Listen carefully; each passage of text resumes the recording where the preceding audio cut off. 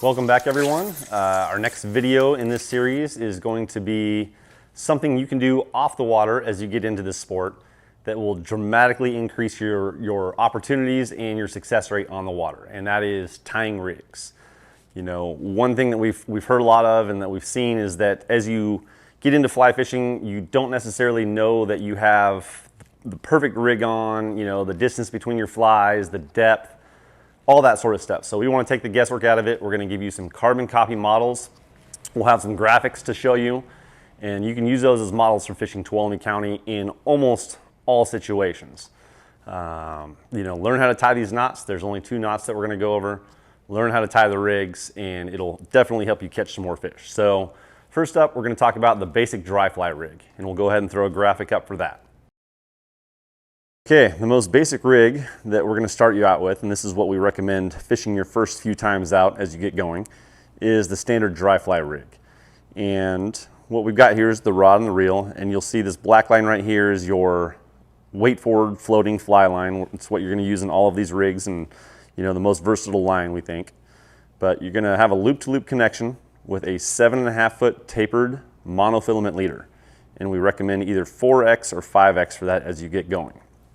Now, with these leaders, they're tapered from the butt section, the thicker section up here, down to the end, but the last, I don't know, 18 to 22 inches is level diameter line. This does not continue to taper. So it's designed for you to break a few flies off and work your way up this leader. So as you get going, you're going to break flies off. It's just going to be how it goes. So you'll tie your fly on the end of this leader out of the package with an improved clinch knot. And then as you break that off, once you break off about, I don't know, 18 to 20 inches, go ahead and take some more 4 or 5X monofilament tippet, and you're going to tie it to the end of this line right about here. And that'll extend the life of this leader. You can break off another 5, 6 times, 7 times, tie another piece of tippet on.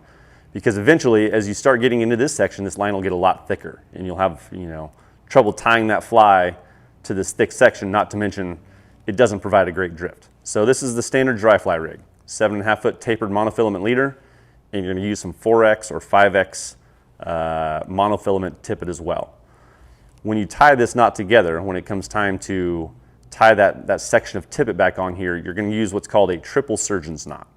So we'll go over those 2 knots, the only 2 knots you're going to need for tying all of these rigs, the improved clinch knot and the triple surgeon's knot. Okay, on to the next one. This one is going to be the next step in your progression of fishing. Once you get comfortable fishing that dry rig, you're going to add a dropper nymph to that rig. It's a sinking fly. It's got a bead head. Most often it's going to be tungsten. At least we're selling mostly tungsten beads, fast sink rate, heavy heads. So it's a great addition to that dry fly. So you get to add a section, 18 to 24 inches of line, and you get that beadhead nymph to ride vertically underneath your dry fly. And you're essentially using that dry fly as an indicator. Fish will hit that, but oftentimes you'll see that dry fly drop in the water or pause or go sideways, and that means the fish is taking your nymph. It's a great indicator to set the hook and, you know, hopefully get your fish. So we're going to use the same exact initial leader. We're going to use a 7.5 foot tapered leader, 4X or 5X monofilament. And now is a good time to talk about the difference. You're going to see monofilament tippet and you're going to see fluorocarbon tippet. You're also going to see monofilament and fluorocarbon leaders. The difference between the two, personally, I use monofilament for all of my above surface presentations. So any line that I want to be floating on top of the water, my leader, this is all going to be floating on top of the water down to this dry fly or down to a suspension device. I want to run monofilament. It floats better. It has more stretch than fluorocarbon. Fluorocarbon has very little stretch. It's got great abrasion resistance, and it sinks faster than monofilament, which is, I think, the most important characteristic. So we're going to use a monofilament leader down to our dry fly, which is going to be our suspension device in this case. And we're going to use fluorocarbon for all of our subsurface presentations, anything below the surface of the water. It helps that fly sink faster, and it's just better for detecting strikes with that dry fly. So the difference, there you go. So back to 7.5 foot, 4X or 5X monofilament leader. You're going to tie your dry fly on at this point, improve clinch knot. Then you're going to take an 18 to 24 inch, 16 to 24 inch section of fluorocarbon, 4X or 5X, preferably 5X tippet. And on one end, you're going to tie a clinch knot just kind of in the air. You're going to take that loop and you're going to hook it over the bend of your dry fly hook and cinch it down tight. And then at the bottom end of that, you're going to tie on a beadhead nymph. It's a great rig. It's a deadly rig. We're going to have low flows this year, so you know, a dry dropper rig is a great rig for fishing some shallower waters, some deeper runs, and just giving yourself a lot of versatility. So again, you're going to tend to break off this whole rig as you get into this, and if you break off this dry fly, you know, and it accounts for 16 to 18 inches, 20 inches of this leader, then be sure to tie yourself another section of, you know, 4X or 5X monofilament tippet back onto this, and that'll extend the life of this leader. Same thing as in the dry rig. So same thing down here. You can usually break off this fly 3 or 4 times, and eventually that's going to get shorter and shorter. You can tie it all the way up to here, but once I lose 5 or 6 inches here, I'll generally add a little bit more on to keep that depth. And you know, same thing in the dry fly rig. Whenever you're joining lines together, you know, this knot here, you know, if you're going to add some more tippet onto this section to extend the length, you're going to use a triple surgeon's knot. And then again, I use an improved clinch knot for all of my terminal knots on the tippet and leader. Okay, on to the next one. Up next, we're going to get a little bit more involved. This is going to be a 2-nymph indicator rig, and this is a more complex rig to cast. It's a very effective way to fish, but it's something that you're gonna take on once you kind of get the hang of dry fly fishing and in the dry dropper rigs. But we'll go over the rig anyways. There's a lot of people that are curious about how to tie a really good 2-nymph indicator rig, so here you go.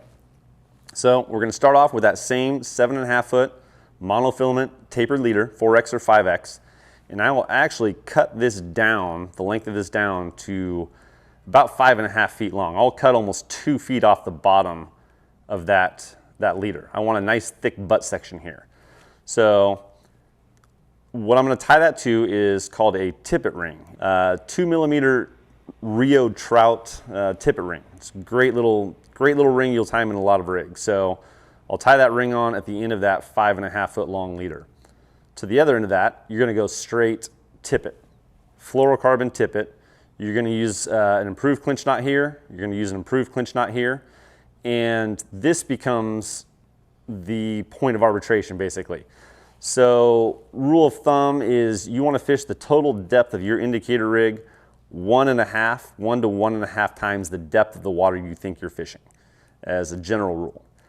Again, that's not always practical. You're not going to change your rig out, 3 feet, 4 feet, every single run. And a lot of times it's easier just to fish, kind of pick a static depth. So that's what we're presenting you here, is just kind of a static length that you can use in general purposes. Most places you fish where an indicator rig is the most effective tactic. So we're going to call it 6 to 8 feet. We'll give you 2 feet of leadway. You can decide on your own. If you're getting snagged on the bottom a bunch, go a little shorter. If you're not, run it up to 8 feet. That's a practical length for you to cast this thing reasonably well and not get fouled up a lot. So 5X preferably for our waters. Sink rate's important. The thinner you go, 5X is thinner than 4X. The thinner you go, the faster this rig is going to sink, and that's really what you're after. So 5X if you can get away with it. 7 feet, improved clinch knot to your first nymph, beadhead, tungsten beadhead nymph. From there, you're going to take another 12 to 18 inches of 5X tippet.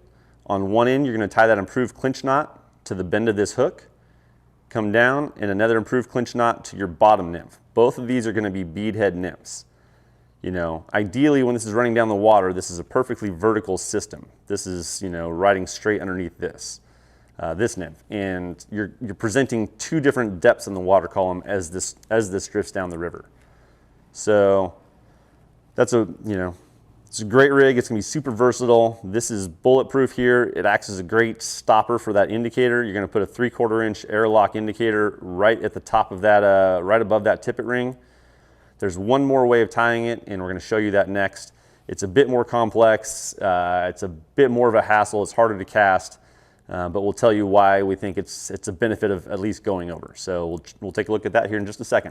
The second way of tying that 2-nymph indicator rig involves a tag end on your top fly, and it becomes more complex to cast because that tag end's waving around. It becomes a little bit more of a hinge point. If you catch a fish on this top fly, you'll usually end up with kind of a little bit of a tangle sometimes, more often than not. But the benefits of this system are, you can present 2 flies almost in more similar water columns, so you can run 2 flies along the bottom pretty well, especially if you run the heavier nymph on the top and the lighter nymph on the bottom. But it also gives this nymph independent action of this. They're not tied together in the water, moving together. It gives this more freedom of movement. It's a more natural presentation to a fish. You're more likely to get strikes, I think, on the top fly when you tie them this way. But as you get into this, the benefits of this system probably are not outweighed by the risks. So, cast it if you feel comfortable. I just wanted to present it for all of those that are looking for good ways to tie these rigs together. So the difference is, you take your same 7 feet of, 5X fluorocarbon tippet, and then you tie a triple surgeon's knot with another 12 to 18 inches or so to that, and you end up with 2 tag ends. You cut the upper one off, and that leaves the downward facing tag end just sticking out, and you want to leave that 4 to 6 inches long, and then you just basically tie your nymph directly to that. And we'll show you that as we show you how to tie these knots. So again, you'll notice with all of these rigs, we're only going to use 2 knots. We're going to use the triple surgeons for joining material. We're going to use the improved clinch knots as terminal knots. So again, you're going to run a 3/4 inch airlock indicator. Everything else is exactly the same. You just end up having a second fly dangling off the top instead of tied directly in line. So next up, we'll show you how to tie these 2 knots, and that'll round out the video. Okay, this is the triple surgeon's knot. This is a knot you're going to use to join 2 pieces of leader material or tippet material. It's a great knot. It's easy to tie. And we're going to use 2 different colors of line here just to show some contrast. The blue line is going to indicate your line coming down from your leader, and the yellow is going to indicate a piece of tippet material you want to add on to the end. So you're just going to overlap those 2 lines a few inches, and you're basically just going to tie an overhand knot here. And you're going to take these 2 pieces together and make sure you wrap them both through that loop 3 times. 1,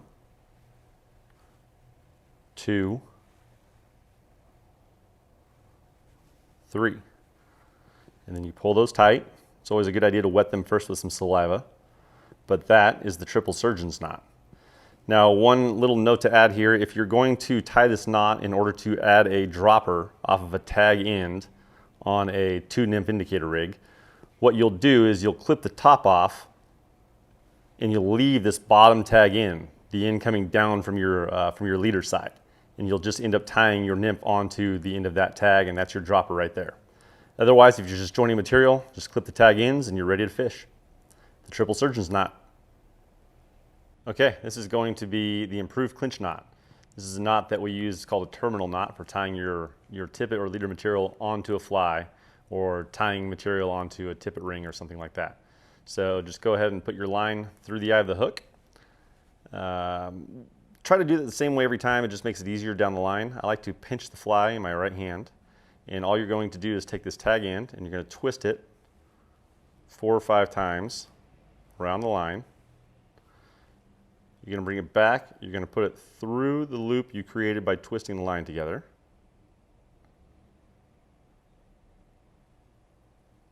And then you're going to put it back through the loop you just created.